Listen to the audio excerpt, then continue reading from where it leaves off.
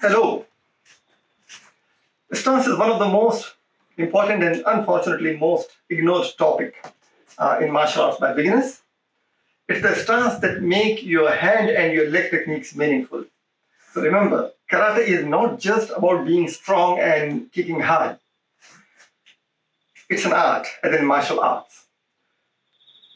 And you need to be fully aware of your full body language, composition, and proper weight distribution of your feet.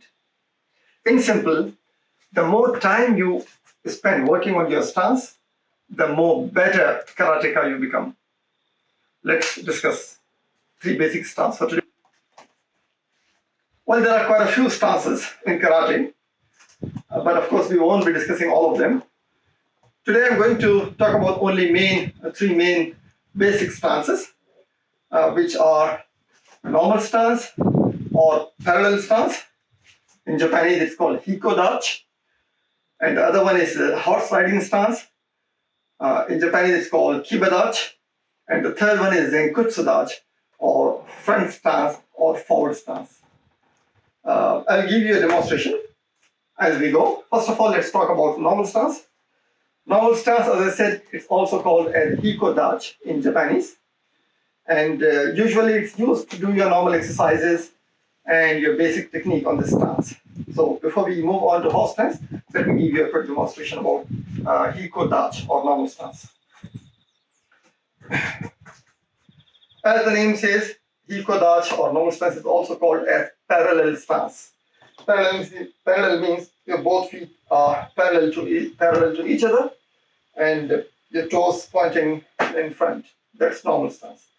And the main point to consider is that your weight distribution is balanced 50-50 on each of your foot. This is not your normal stance, or you leaning forward too much is not your normal stance. Standing normally is your normal stance. But one thing that is probably meaningful for intermediate to advanced students is that when you are standing in your normal stance, before you do some technique, most of your weight should be falling on your toes, so that you are ready to move, not on your heel, so that you take time to get into action and then get into your position. Okay, so the things that you can practice on your normal stance are like punches, or blocks, or your chops. If you refer to my other videos, you will see that some of the techniques that we have done, we have used normal stance to do that. So that's normal stance, nothing more than that for today. Let's move on to the second basic stance, which is called horse riding stance, or kibadachi in Japanese. As the name says, horse, by the way, your normal stance width is just your shoulder width. One point I forgot to mention. So your horse stance is usually double your normal stance. That's the general way to explain you the distance between your feet. So for me, this is my best horse stance. And as you can see, my feet are still parallel. They're not going outwards or inwards. Now, just keep them relaxed and parallel to each other. And drop your hips, bend your knees, keep your chest up. That's your kibadachi. Kibadachi is very good for your lower body muscle training, and it helps in weight balancing, your fitness, and executing those techniques. Most of your basic techniques can be practiced on kibadachi too. Actually, in our dojo, we spend a lot of time on kibadachi so that you get into that routine of keeping your posture firm and strong when you're doing your techniques. So what to do?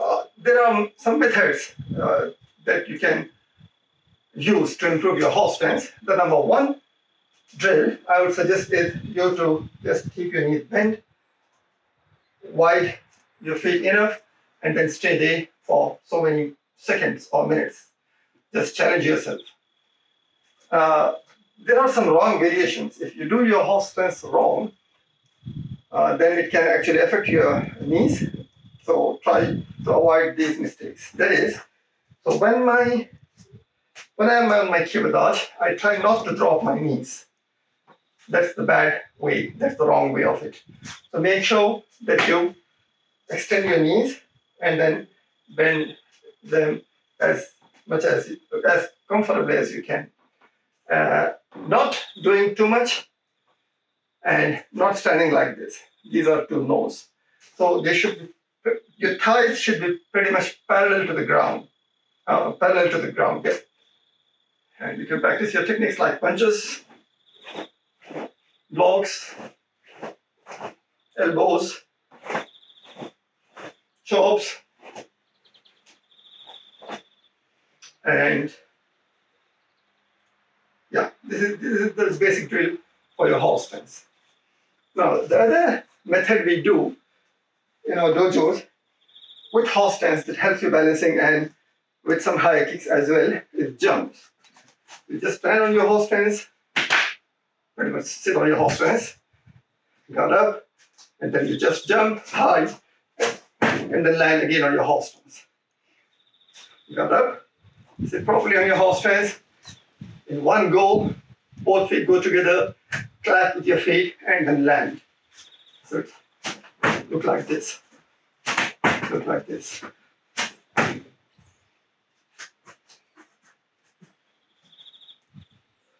Yeah. So now let's talk about forward stance. Forward stance is also called as front stance or Zenkutsu Dachi. This is one of the mostly used stance in your karate. You do a lot of techniques on your forward stance. So I'm planning to give a separate session on forward stance as probably the 21st day in the series. But today I'll give you a brief of what forward stance is and how to do that. Start with your normal stance or hikodachi, parallel stance, and then drag your right foot back in one straight line. And while you do that, you have your front knee bent.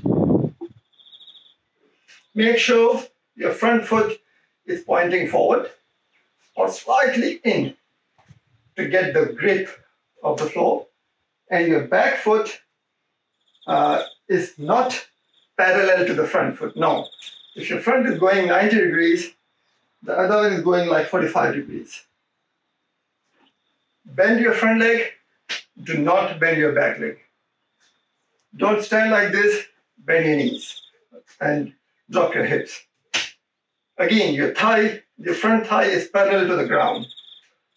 The wrong version is this. That's too much, okay?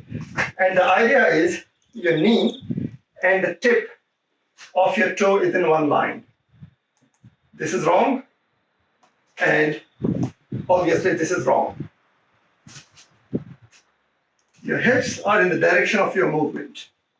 That's your forward stance. So how to practice forward stance? I'll show you in a second. Is it covering everything?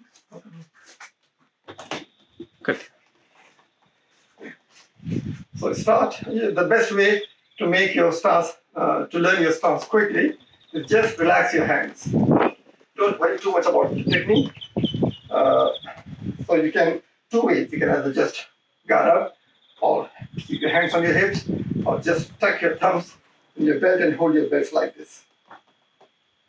Anyway, so keep your normal stance, parallel feet, and then drop your right leg in a straight line. So if you see, my knee and my toe is in one straight line, back leg is straight, not bent, knee stretched, and the angle of my foot, of my back leg is going 45 degrees. So this is one. When I move forward, I try to maintain my height. So this is my moving stance.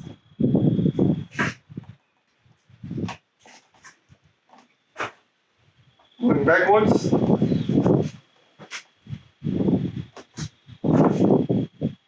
So the wrong version is this. Once you move, you straighten your legs and then bend. That's the wrong version. There are a lot of consequences or issues by not maintaining your height. I won't discuss them all in detail today. So just make sure that your leading knee is bent, and when you move, maintain your height.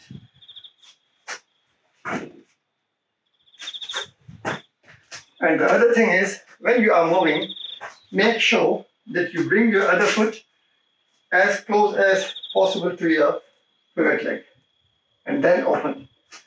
So this is wrong. This is wrong. And again, there are several reasons. We won't get into detail in this video. So just close, open, close, open. Okay. In terms of weight distribution, because stances are all about how much weight you put on your leg and how firmly you stand. For normal stance, it's 50-50.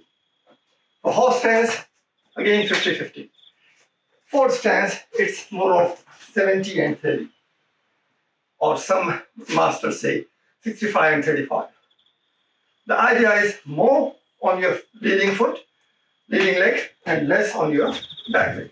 That's the idea. We have another stances like back stance. There it's the reverse, but of course we are not discussing that today. So in your forward stance, about 70 on your front leg, about 30 on your back leg. So when you're moving, maintain your height and keep close to your other leg and moving forward and backwards.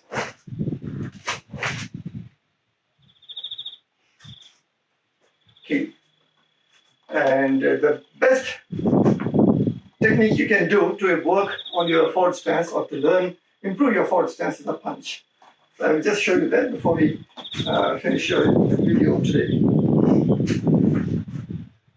Just keep your hand out, the leading hand actually. If you have left leg in front, left hand out. And moving forward, punch.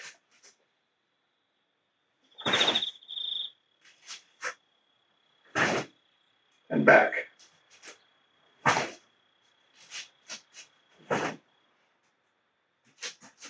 Then straight. Backwards.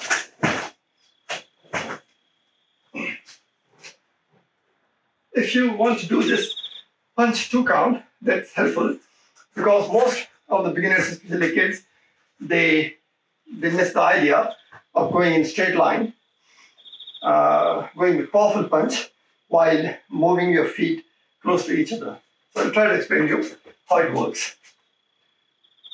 When you are moving in, do not move your other hand or your punching hand as yet. See, this is my halfway. I have not yet started my action, my hand movements. But when I am more than halfway, that's when I release my punch in straight line. Otherwise, what usually kids do is, when they move in, they release their hand. That absolutely changes the definition of your punch. You can't punch someone from here. That's not a powerful punch. You want your punch to come in straight line. Therefore, keep it here. And then when you're sure that you have done the half most of your journey, then release your punch. The other benefit of this is that you can give your body weight to the punch. So timing of your footwork and your punch must match. As I said, I will dedicate a whole session on Zenkutsu Dachi, probably in the last video of this series. So keep watching. And for today's lesson, to wrap up, we have done Hiko Dachi, normal stance or parallel stance, Kiba Dachi, horse stance, and Zenkutsu Dachi, forward stance or front stance. So practice this until tomorrow. Tomorrow I'll be coming with thrust kick and snap kick. So keep watching, keep sharing, keep commenting. Thank you.